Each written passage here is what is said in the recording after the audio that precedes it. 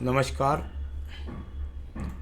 मेरे सामने यहाँ 27 वर्षीय व्यक्ति हैं जिनकी हस्तरेखाओं को मैं यहाँ पर पढ़ने जा रहा हूँ और बताने वाला हूँ इनकी उंगलियों के फलों को, इनकी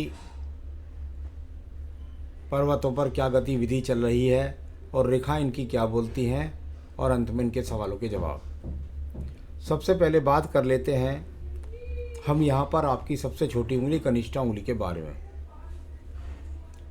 जब जब छोटी कनिष्ठा उंगली थोड़ा भी इस पर्वत से ज़्यादा चली जाए तो ये समझ लीजिए कि व्यक्ति बहुत बड़े इरादे रखता है। बहुत बड़े इरादे रखना कोई बुरी बात नहीं होती है, सवाल ये है कि उसको संभाल करके चलने की आप में कितनी शक्ति है। यानी 27 साल की उम्र के अंदर मैं नहीं समझता कि आपके पास इतना बड़ा अनुभव आ जाए कि आप उससे किसी प्रकार का जीवन में बड़ा रिस्क लेकर के आगे बढ़ें। कुल मिलाकर इनको जल्दबाजी रहती है जीवन के अंदर, कुछ एक तरह से किसी की सुनते सुनाते नहीं हैं। इस तरह की स्थितियां देखने में काफ़ी आती हैं शुरुआती जीवन में।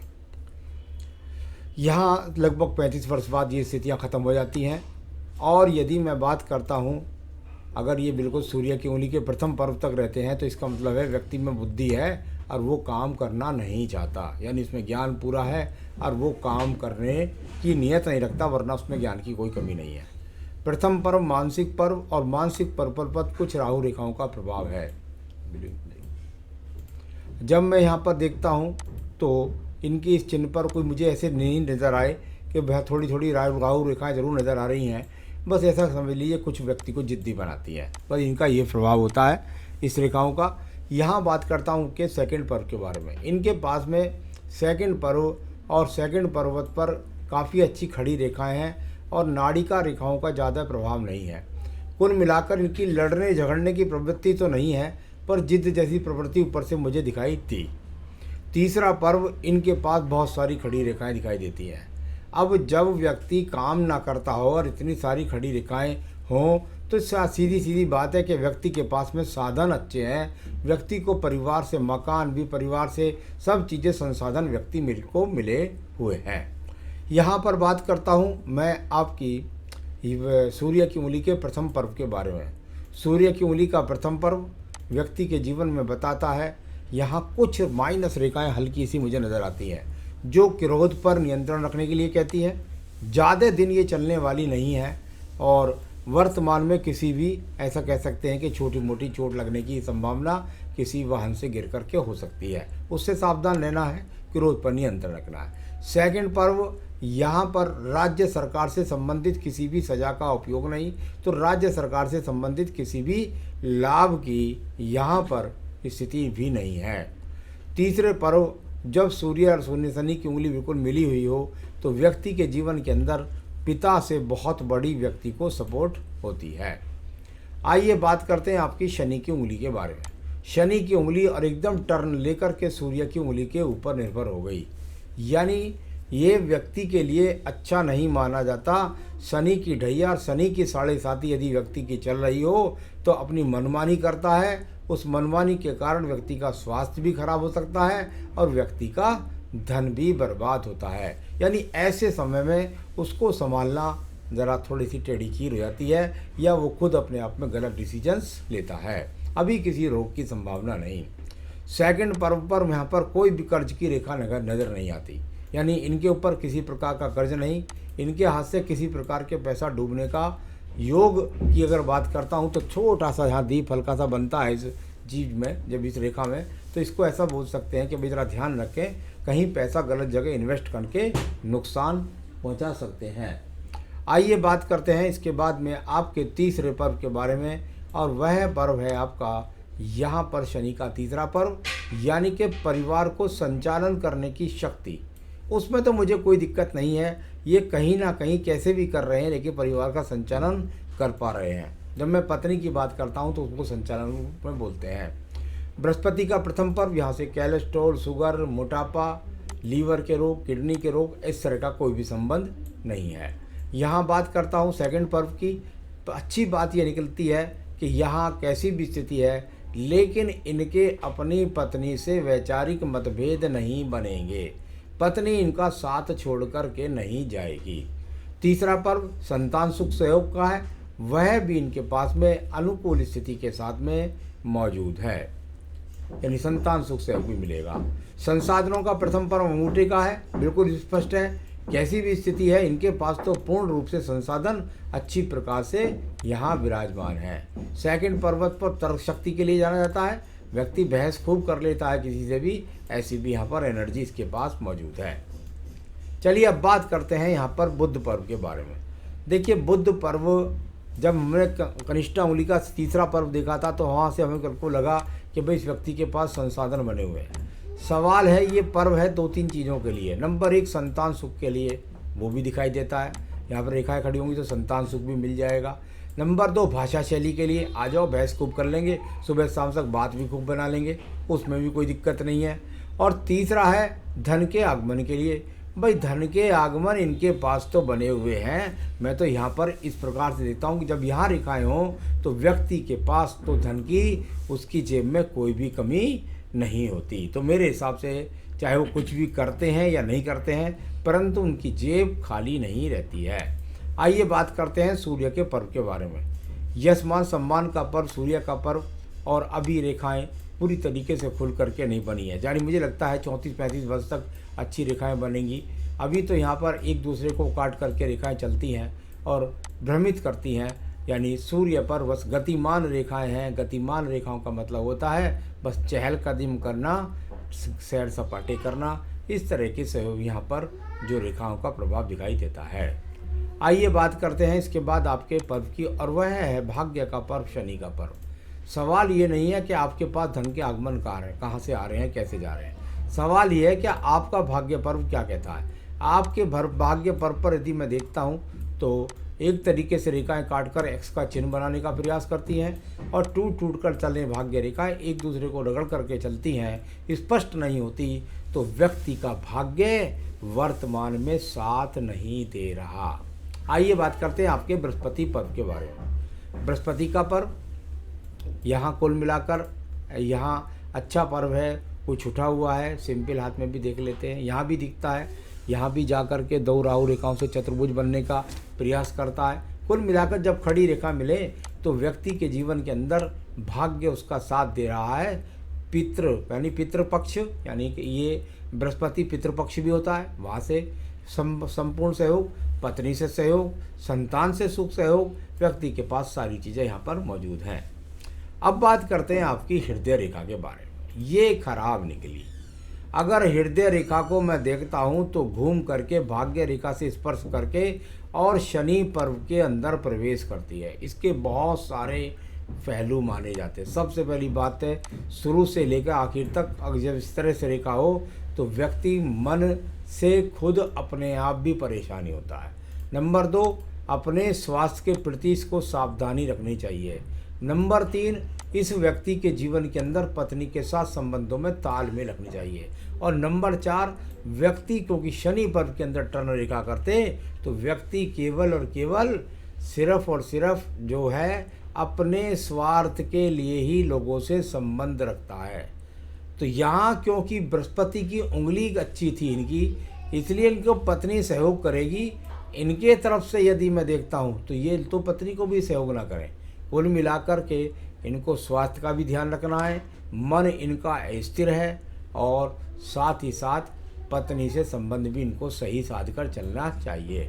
हालांकि पत्नी से संबंधित कोई खराबी नहीं है, लेकिन इनको साध कर रखना चाहिए। आइए बात करते हैं इसके बाद में आपकी रेखा के बाद में यहाँ आपके मंगल पर्व के बारे में। निम्न मंगल पर्व कर्म रूपी रेखाओं के लिए जाना जाता है। ये कर्म रूपी रेखा शनि से इनका संबंध भी है, यानी ये तो बात पक्की है कि इसके जीवन में व्यक्ति निश्चित रूप से मेहनत करेगा और उसके बाद जाकर के शनि से संबंध बनाएगा। ऐसा व्यक्तिगत टेक्निकल कार्यों के द्वारा, कभी कभी इंजीनियरिंग के द्वारा ये तो व्यक्ति अपने जीवन में सफल हो जाता है। अभी रेखाएं बहुत ज़्यादा टूट कर चलती हैं, आयु रेखा को पक्षों को काट रही हैं, 27 वर्ष तक तो बहुत काट कर चल रही हैं। तो इसका मतलब तो ये है अभी इनके जीवन में उठान आने में थोड़ा सा समय लगने वाला है। कहाँ से उठेगा ये मैं आपको सवाल में बता दूंगा। आइए बात करते हैं इनकी बुद्धि रेखा के बारे में। पहले ये बुद्धि रेखा देख लीजिए जो नीचे को डाउन जा रही है एकदम,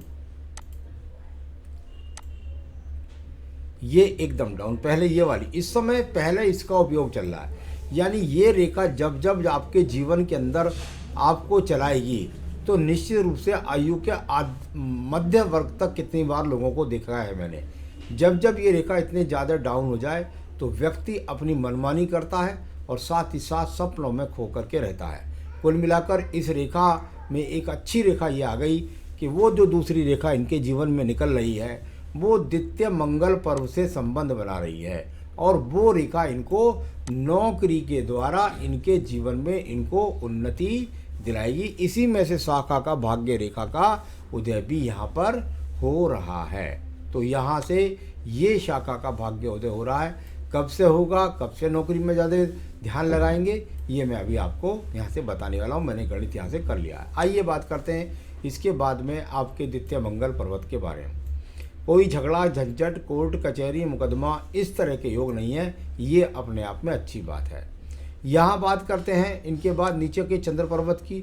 चंद्र पर्वत की गतिमान रेखाएं निचले पर्वत से संबंध बना रही हैं, एक्स के चिन्ह भी बना रही हैं और बहुत ज़्यादा वैसी स्थितियाँ भी हैं। कुल मिलाकर देखिए इनसे मैं कहूँगा किसी गलत खान पान गलत लोगों की संगत से बचना इनको बहुत आवश्यक है, क्योंकि ये गतिमान रेखाएं जब नीचे वाली चंद्र पर्वत पर चलती हैं तो ये व्यक्ति के जीवन में गलत खान पान से लेकर के गलत लोगों के साथ उठना बैठना और कभी कभी डिप्रेशन के डॉक्टर्स के भी मिलना पड़ जाता है। तो ये स्थितियाँ यहाँ पर कुल मिलाकर अच्छी नहीं लगी। आइए बात करते हैं इसके बाद में आपके पास बुध रेखाओं के बारे में। बुध रेखा दिखेंगी, ये सपोर्ट रेखा यहाँ से निकली, यानी परिवार से निकली, परिवार से सपोर्ट मिला, संबंध मिला। व्यापारिक रेखा के लिए बिल्कुल नहीं है, कहीं से कहीं तक टूट कर चलती हैं, 3-3 4-4 झाड़ डोलती हैं। क्या आपके अंदर इतनी सामर्थ्य है कि जीवन में 5 व्यापार करके अपने आप को बर्बाद करें, ऐसी स्थितियां दिखती हैं। तो ये सब चीज़ें यहाँ पर व्यापार से बिल्कुल भी अनुकूल मेल नहीं खाती। एक और चिन्ह अच्छा इनके पास है, ये देखिए इनके पास ये जो खड़ी रेखा है इनको हम बोलते हैं विजयी रेखा। देखिए विजयी रेखा में इनको क्यों बोल देता हूँ, आप इनके जीवन के अंदर सब कुछ ठीक है लेकिन इनको मुफ्त में जब सब कुछ मिलता रहे तो ये विजयी रेखा है। मुकदमा हो जीत जाए, संतान में लड़का जाए हो जाए, अपनी मनमानी से खर्चों की जेब मिल रहा है हो रहा है। ये कुल मिलाकर इनके पास ये विजयी रेखाएं होती हैं जो इनको इस तरह की चीज़ों से इनको विजयी दिलाती हैं।